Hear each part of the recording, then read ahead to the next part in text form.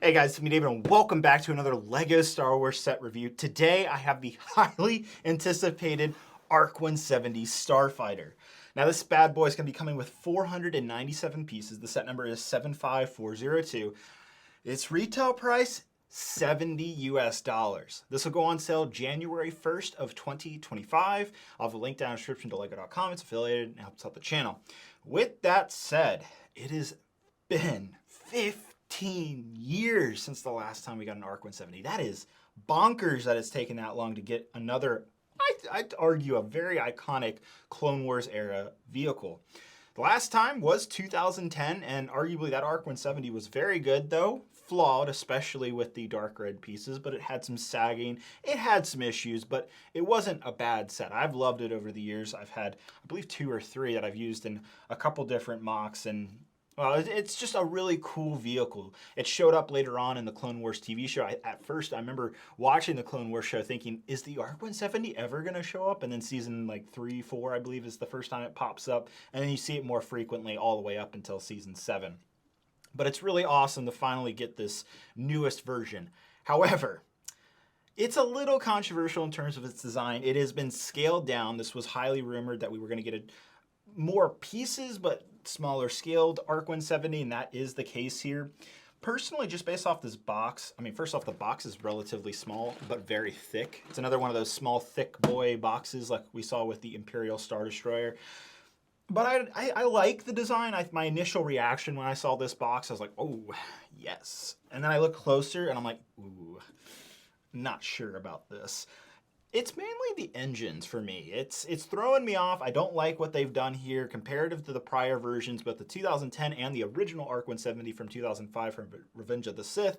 I think they did it better on the engines. In fact, I actually immediately, when I saw the set leaks of this, I started working on my own engine design. I don't think I'll be able to implement it in this review, but I might do like some type of mod video or a YouTube short talking about this because I just based off the images, I haven't even built the set. I just don't like the way those engines look. The rest of the set looks fine to me. It's just that. That's probably just a me thing, but maybe you're also bothered by it too. With that said, you're still getting 3 or technically 4 minifigures if you're including the astromech droid, just like the prior 2010 version. Now keep in mind that set had 100 less pieces than this, and it retailed for $50, but that was 15 years ago. If you did like inflation, I'm sure that $50 set from 2010 is probably equal to $70 today. So while $70 is definitely expensive, when I look at this, I do see like a $60, $65 set. We'll see if that's the case once I build the set. I do have the 2005 and the 2010 version to compare this ARC-170, so you'll get to see all 3 versions. So I'm not going to keep you guys waiting any longer. I do want to thank LEGO for sending this set over for review, and let's go see what the brand new 2025 ARC-170 looks like. All right, so let's get this out of the way. Unfortunately, there is quite a sizable sticker sheet in this set, more than I was expecting, but you'll be quite surprised that there is some printed pieces that I'll point out here in just a second. But before we get on to the full-on ARC-170, let's talk about those minifigures, the brand new clone pilots. These are not necessarily entirely brand new. That helmet mold has been brought back, but all the printing here is new. The first figure is Oddball, and you can see that he does have a brand new Clone Trooper face underneath there. No double-sided face printing, which I was a little surprised about. Next up, we have a character named Jag. He has the blue helmet, and if you're catching on here, this final clone pilot is just a normal pilot. The real differences between these guys are just the helmets. Otherwise, they're exactly the same. At the end of the day, they're all clone troopers. I think they look fantastic, though they could have had dual molded legs. I think that would have been just that one more thing that would have been awesome. Finally, we have a dark green droid here, R4P44, with no back printing, unfortunately. All right, getting on to this ARC-170, the 3rd iteration now after 15 years. Did LEGO do a good job? Did they do this ship justice? It is a beloved design by Clone Wars fans and just Star Wars fans in general. It's a very unique looking starship, and I like it. You know, I don't necessarily like the engine design. That's a little nitpicky for me, but overall, I don't think it's that bad. Now moving on to the interior, the inside of the ARC-170 has enough space for all 3 of the clone pilots and the astromech droid. Up at the front, we have this little printed control panel. We've seen this a million times. This one, however, in the middle, I haven't seen before, but it might not be new. It might have been utilized in like a classic space set. And then finally, the gunner has no control panel, unfortunately, so I don't know how he's exactly controlling these turrets. Now, as for that back turret, it is actually very improved, utilizing the new ball joints here, and it's not actually moving around a whole bunch like the prior 2010-2005 version would just be loosey-goosey. No longer is that the case. Now next, it's nothing new that the windshields use stickers. The prior version used that, but what I don't like is that the box makes it look like it's a printed piece. It's much more white on the box than it actually is in reality, which is a little disappointing to see from LEGO. Turning this set around to the front nose, I gotta say this is very well designed. I like the execution of it. And then underneath of it, nothing crazy to really say here, but I have to point out that this new mechanism that's the main feature, if you will, of the ARC-170, where the wings expand and, well, kind of make it look awesome. That's just how the ARC-170 is fairly ingenious. I was very surprised by how LEGO is able to achieve this mechanism.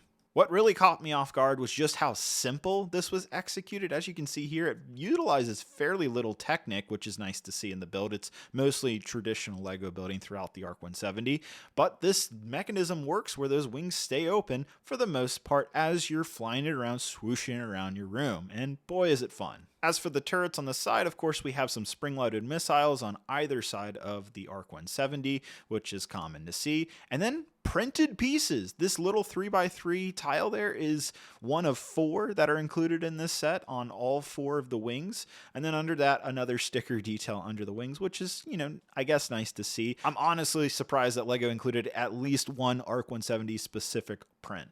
And finally, the moment you've all been waiting for, the comparison of the 2005, 2010, and 2025 ARC-170s. And I'm sure this is going to be quite the shock to most of you. It is significantly smaller, especially when we're looking at the 2010 version. But when you compare the 2005 version, the original ARC-170, they're really not that different in scale. Maybe 1 or 2 studs on either side. It's really just the 2010 version that this newest 2025 version looks so out of scale or so much smaller. But to be fair, I think I like the smaller scale. It looks a little bit more proportional, whereas I think the 2010 one just went a little too large, especially when you go back and look at the 2005 version. And speaking of that 2010 ARC-170, well, it certainly has its own problems. The front nose has broken on me not once, not twice, but 3 times now. It's very frustrating. I know LEGO would replace the parts, but still, ugh. Thankfully, LEGO has fixed dark red and the design of this newest ARC-170, so that shouldn't be a problem. It's also worth noting the 2010 windshield looks far more white. Both are stickers here. That might be because of the darker trans black color, but hard to tell. Here's all 3 of the ARC-170s with their wings expanded, and I would say the newest 2025 version of the ARC-170 has the weakest amount of open space between the wings, but it's not that noticeable when you compare all 3 together. Overall, while I'm a little hesitant about those engines, I'm fairly happy with this ARC-170. While it is significantly smaller than the prior version, it's still a good set. Well, it's a smaller set. I think a lot smaller than we were all expecting. Am I disappointed by the scaled down ARC-170? Not necessarily.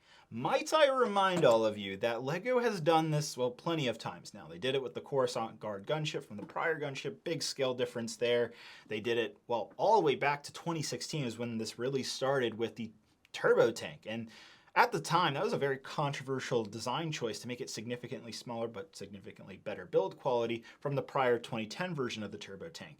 And over the years, people have come around on that turbo tank to the point where people love it. The 2016 turbo tank is beloved by fans now. And so my point being is, while it is a disappointment to see that LEGO has scaled down the ARC-170 considerably, I think it's like 4 studs smaller on either side, only about 2 studs in terms of the length of the body. The body has stayed relatively the same size, it's just the wings here that are a lot smaller. I don't think it's the end of the world.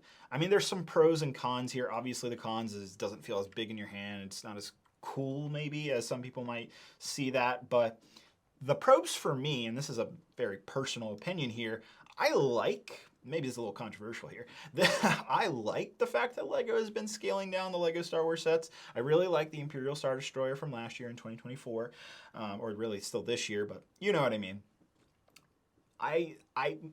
I hated the Coruscant Guard gunship, but I really like the design, and I just wish it was the normal color, like the normal version of the gunship. It would have been perfect. And that's why I went out of my way and color swapped 5 of those and put that in my Geonosis mock. And my point being is, I like the scaled down size because for me, it actually really helps the scale of my mocks. It makes the mocks I build around these type of vehicles feel bigger. And so I don't mind it when they scale down the sets because it makes my life easier to build mocks that feel that much bigger to you guys.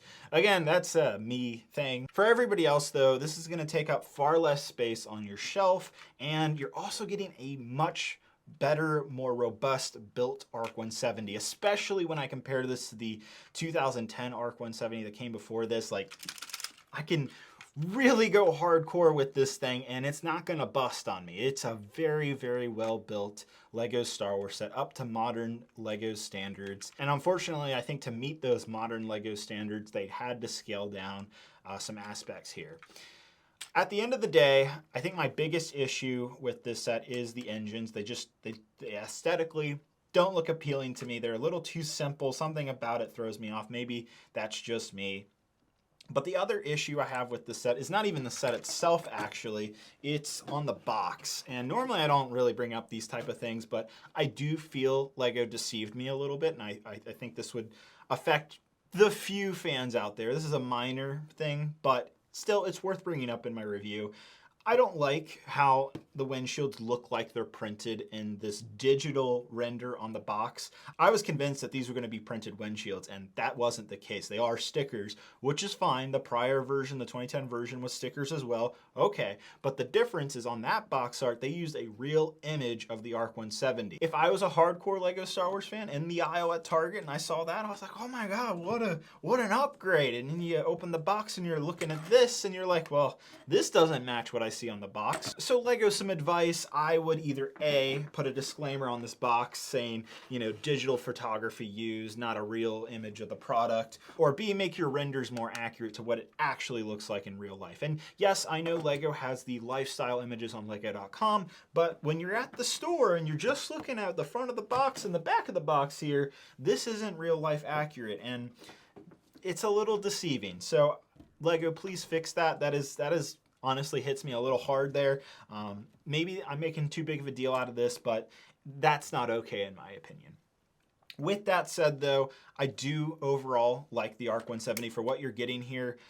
Even though it's scaled down significantly, I think this in the long term will be accepted by Lego Star Wars fans. It's also worth noting the minifigures are really good. Of course, I would have liked dual molded legs, but these clone pilots look fantastic. No real issues there. The droid's a nice inclusion as well. I'm glad we're getting the same minifigure count that we got in the 2010 version. Is this worth $70? I don't think so. I think $60 seems fairly reasonable for the package you're getting here, even with the fact that it's been downscaled so much. Keep in mind, this is 100 more pieces in the prior version, and it does actually feel quite a bit heavier in the hand as well. That's very noticeable when you're holding the two. One feels very big and long and flimsy, a little light. This one feels smaller, but more maneuverable, better grip, a little bit more weight, has a better feel in the hand, which is a minor thing, but some of you will notice that. So if you can get this for $60 or less, I see no reason not to pick this one up. It's very exciting to see the ARC-170 return. I really like this set. I'm going to be picking up 2 more in the coming months once they go down a little bit in price. I think this is a really good one, guys. Let me know what you guys think down in the comments below. Do you think it's a little controversial about the windshield canopy piece being a little too bright on the box? Am I making too much of a deal there? Do you also agree that the engines look a little off to you guys? I mean, it's not a make or break, but just something about it feels off. I do want to see if I can fix it with a different design. And with that said, thanks again to Lego for sending this set over for review. Hope you guys have a very wonderful day, and I'll see you guys later. Bye-bye.